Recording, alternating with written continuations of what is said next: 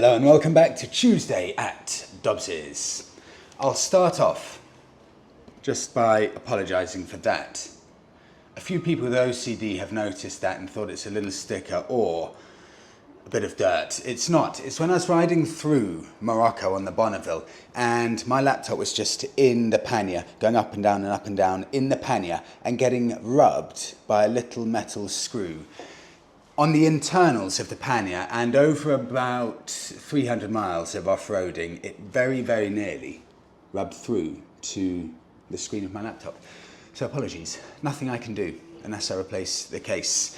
Thank you everyone for getting in touch. As always, the best place to do so, comment section below, and if you have a longer story, maybe with some pictures, you can email hi@tuesdayatdobbs.com. Let's start with an apology. Euro 6, I said last week, it sounds like Euro 6 could be imminent for motorcycles. I don't think that's the case.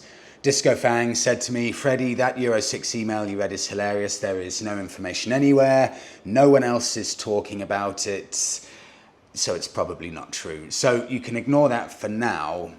There's no written evidence, probably, other than a motorbike mechanic, that Euro 6 is coming. Now I've done that, let's move on. Trade bikes only. Really interesting chat this.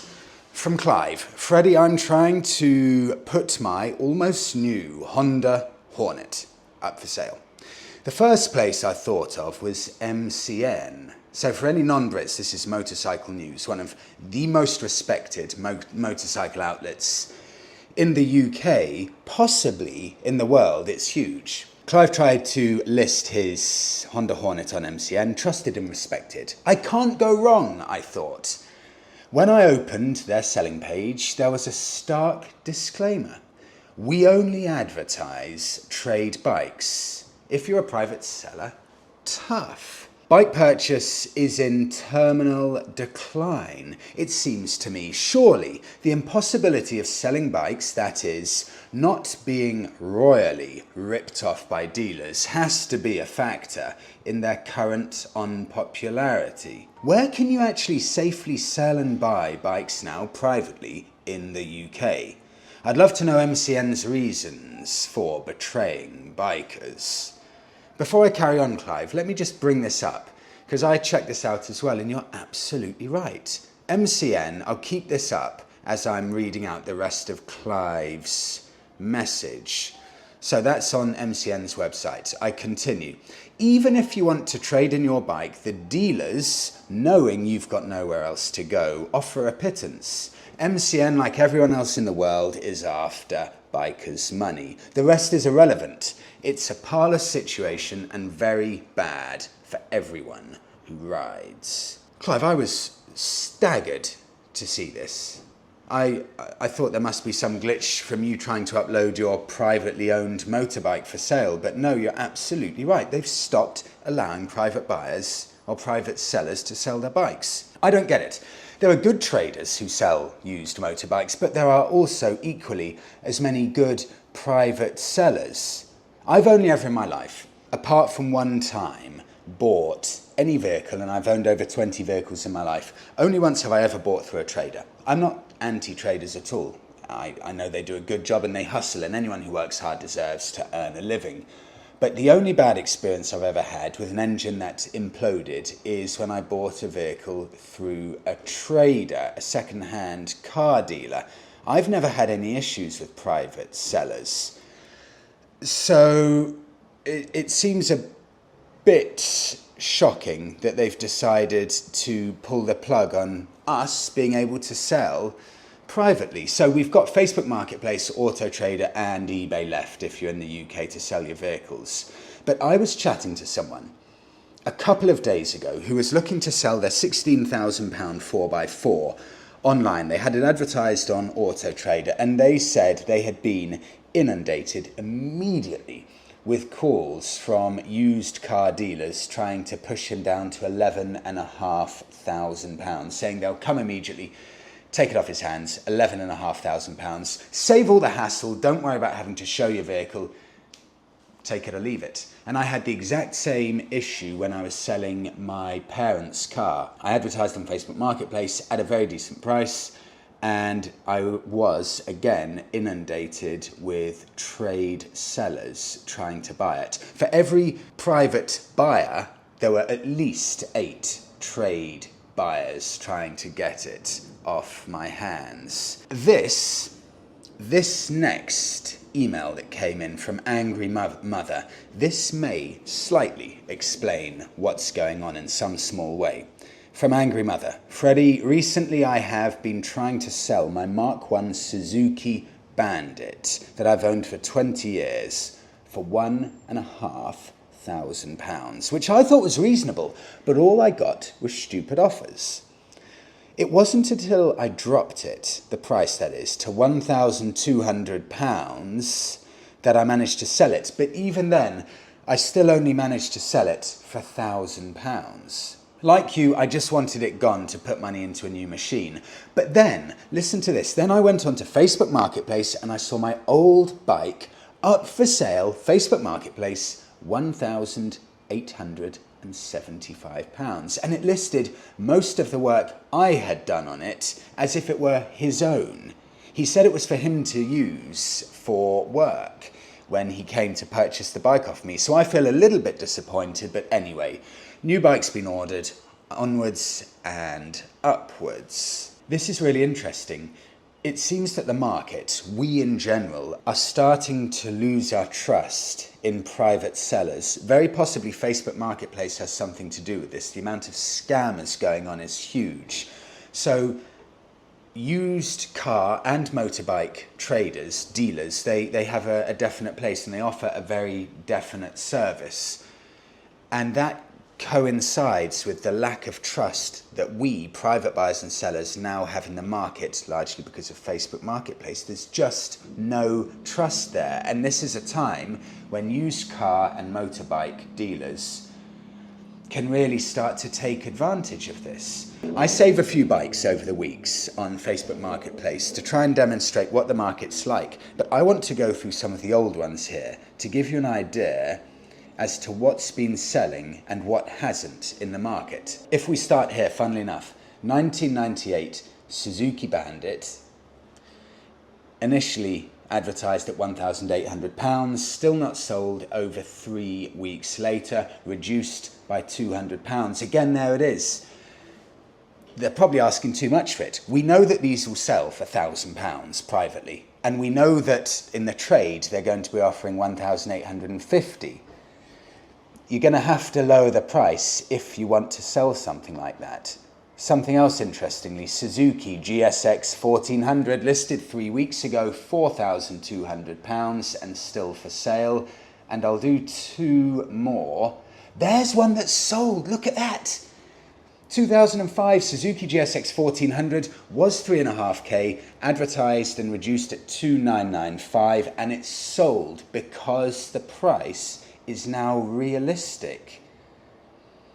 Ducati Multistradas, a lot of those are still available, and it just does go to show that, especially for the higher end bikes, people like having the security of buying it through a trader because you have your buyer's protection if you buy through a trader. You know, these are good value bikes, £5,000, 2011 model, and they are not selling. 2 months that Ducati Multistrada has been listed, and this Multistrada, 4.5k, 4 months ago it's been listed. I'll do one final one. What one should I do? Kawasaki Versys, again listed a month ago, £4,500. Well, it does show privately selling in the peak of biking season. Bikes just aren't selling if the price is even remotely overinflated. People just rather go to a dealer. Thank you all for that. Moving on now to KTM issues. This is from Cher. I'll wrap the conversation up here with KTM this week. So I've done a selection of stories from all of you. Thank you for this. From Cher. Freddie, it seems as though KTM have overdone things with the purchase of these brands, especially with having a 51% stake in MV Agusta that were never known as ever having been sales wonders. My sympathies go out to the people and their families who have lost their incomes as a result of this cost cutting and having to get rid of excess staff. Sure, KTM's successful presence in MotoGP is awesome, but a more humane style is what could see them make an impact in Europe. Maybe I'm guessing in assuming that they are more concerned on the Asian market, but who knows? We'll all have to wait and see how things develop. All the best, Sherkan in Germany. Let's take a look at this, Sherkan's article that he sent from MCN. Title, Piera, who's the parent company of KTM. Piera cutback.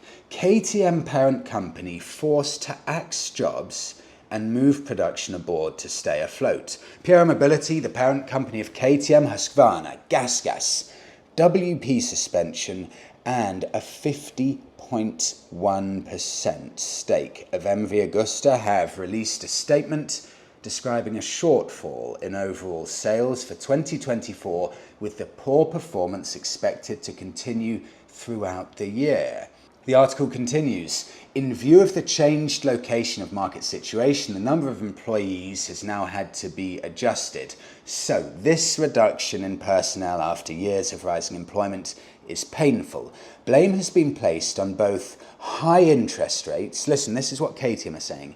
Blame placed on high interest rates in the USA and market volatility in Europe, including rapidly increasing production costs. Dealers too appear to be facing difficulties shifting new units, tying up large amount of capital in overly stocked showrooms. No mention at all, of course, as to the camshaft issues that are going on. Sure, thank you. On now to Achilles. This is from an ex-KTM service manager. From Achilles, Freddie, I'm an ex-KTM service manager. They still haven't sorted out their bikes. I had to deal with various issues from irate customers who needed recovering after breaking down. Their mates, of course, winding them up. The various issues are electrics, software, and camshafts. They are exciting to ride when they work. However, I would never, ever own one. Some buyers obviously know more than me, as KTMs are still selling. Good luck with the reliability. Paul continues, if your KTM, this is genuinely useful, if your KTM's on finance and you've paid more than 50% of the value, you can simply hand the bike back to the dealer via the finance company. It won't affect your credit score either, so I'm told. It may be cheaper and less stressful than dealing with the obvious problems to come. I did go online to back this up, and everything I could see online does back Paul up here, that if you've paid over 50% of your bike on finance, you can actually hand it back. That does look to be true. Paul, thank you for that. On to Dave. This happened to me on a 790R, 23,000 miles on the clock, replaced the head, cams and followers. Try selling one. Never buy a KTM parallel twin. F KTM and beep Perrier. And from Mark, let's wrap this up here. Freddie, it's an inherent fault. My Duke 690 cam failed at 15,000 kilometers. Let's take a look at Facebook Marketplace and see what the market's like for these KTMs. I saved 4, all 890s. That's all I care about now. I know the 790 and 890 engines are the affected ones. Let's start with this 2023 KTM 890 Adventure. Originally 2 months ago listed at £9,250. It's been reduced by £1,000 and it's only got 4,000 miles on the clock. Still 1 year warranty left. Next one, KTM 890 Adventure. Listed a month ago, price reduced by £750. Again, excellent bike, 3,000 miles on the clock. And still not selling. I'll do 2 or 3 more. Again, listed a month ago, 890 Adventure, reduced in price by £650. 3,000 miles on the clock. These bikes are not doing big mileage. And here's another one. listed 3 months ago. KTM Duke this time, 890 with quick shifter, reduced by £1,400. And that's done just 2,600 miles. This did put a question in my mind having a look at this, because none of these KTMs seem to have done anything like high mileage. So I've decided to go here onto Auto Trader. I put KTM as the make of the bike, and then I've done some very specific criteria here. I've put the CCs between 700 and 900. The reason I've done that, I only want to see the 790 and the 890 KTM engines that have been affected by this camshaft issue, the camshaft wear. And I want to put the year from 2016 onwards, so I can see a decently broad range of bikes from the past 8 years. I can see there are 411 bikes here.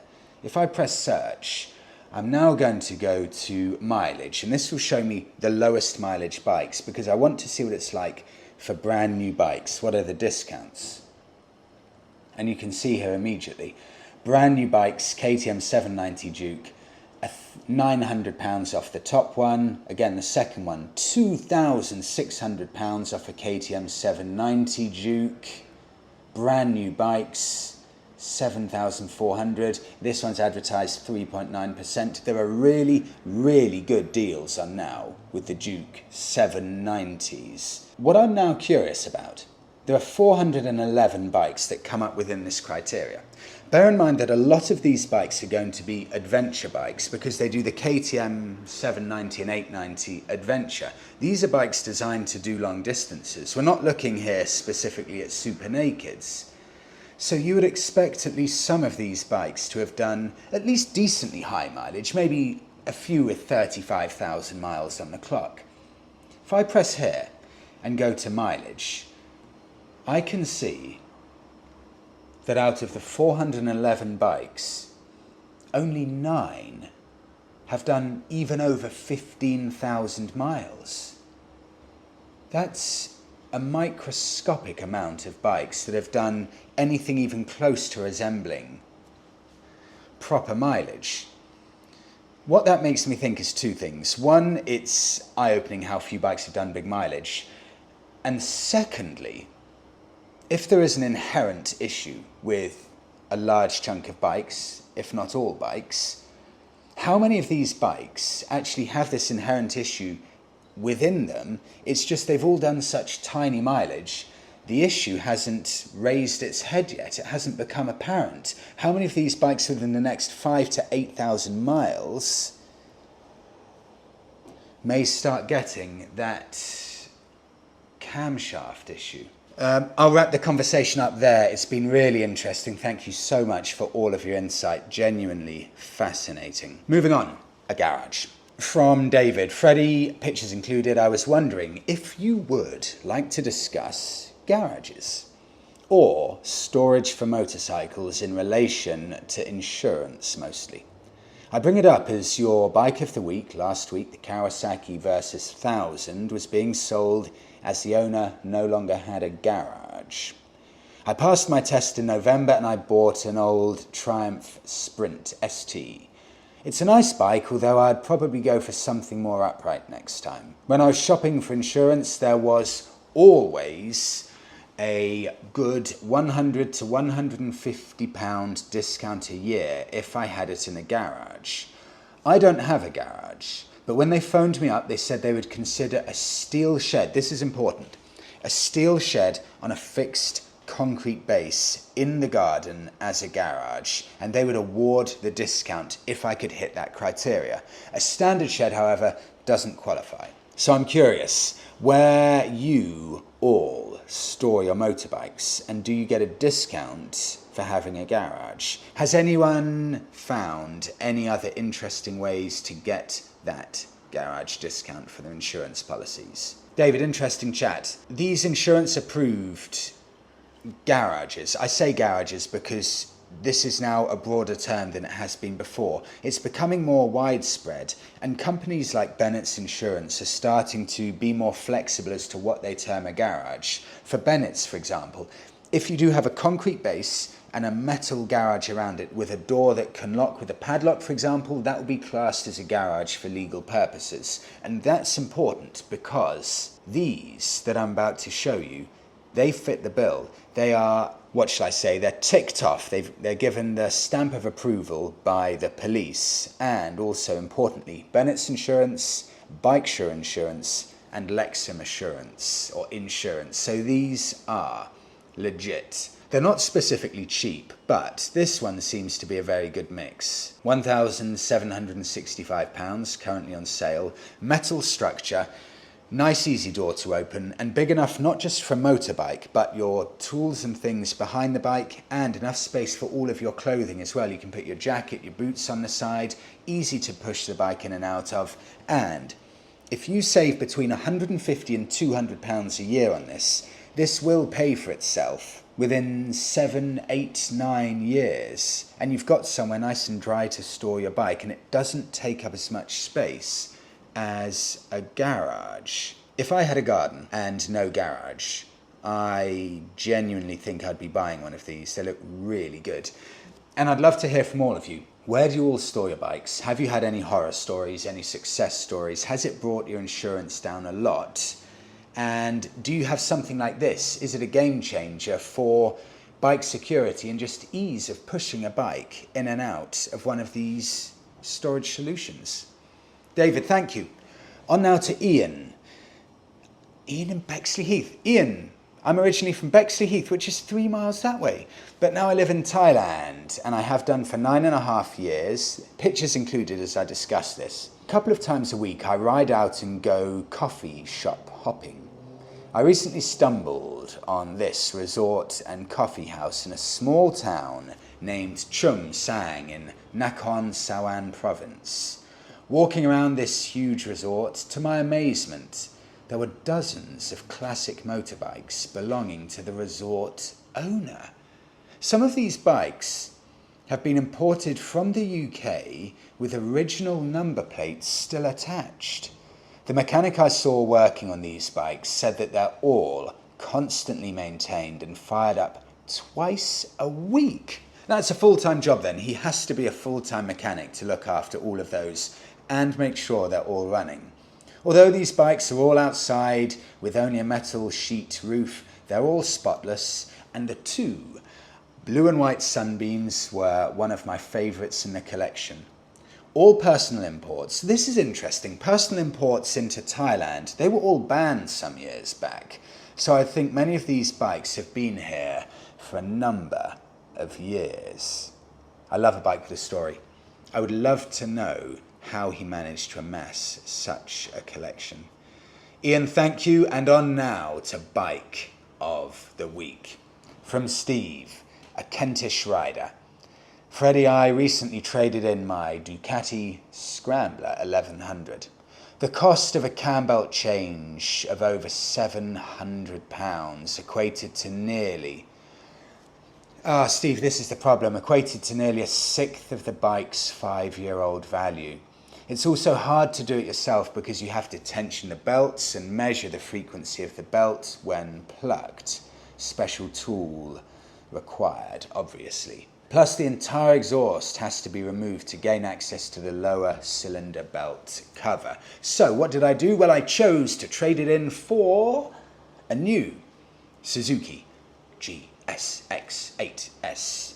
One of the principal reasons I bought it was that it has a service-activated 70,000 mile or 7-year warranty. That is on par with Kia cars. If Suzuki can do it, then why can't others? It shows absolute confidence in their product, and I will report back if I have any issues. Steve, Bike of the Week. This is a very deserving, worthy Bike of the Week here. This is the GSX-8S. It's the midweight naked bike within Suzuki's range. It's got a 776cc engine, 82 horsepower, 202 kilos, yet it does 67 miles per gallon. All of this list of specs here, it just makes me think about a very sensible, level-headed approach to biking. Nothing here is so excessive it's going to bankrupt you. It's a good size engine that's not going to be unstressed at 800cc and producing 82 horsepower. You're going to be able to keep up with everything, overtake everything, you're going to be able to tour on it, but it's not overstressing the engine with the amount of horsepower. So good is this bike that MCN named it Bike, or I should say Naked Bike of the Year.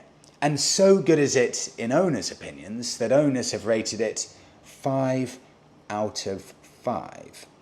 It's £8,300 and straight from Suzuki, this is impressive, 4.9% APR. That is seriously good.